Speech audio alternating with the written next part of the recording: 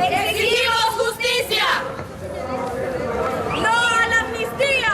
Exigimos justicia. ¡Por el genocidio!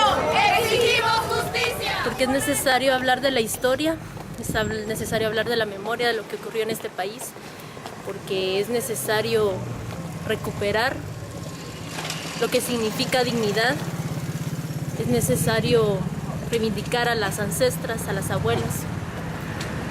Por eso lo hacemos.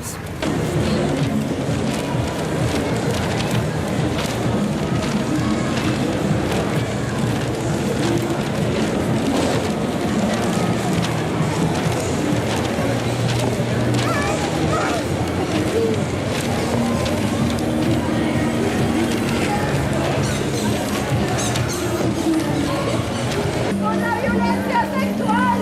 Exigimos justicia. ¡Y los huesos de los muertos hablan! ¿Por qué los vivos no? ¡Y los huesos de los muertos hablan! ¿Por qué los vivos no?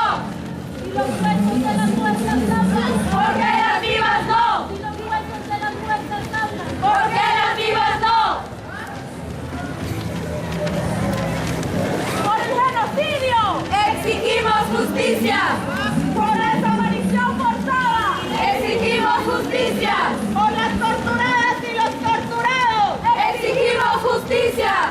¡Por los cientos de cementerios clandestinos! Exigimos justicia. ¡Por la tortura! Exigimos justicia. Y porque no podemos quedarnos calladas y de brazos cruzados frente a un sistema de justicia impune, un sistema que corrompe la dignidad.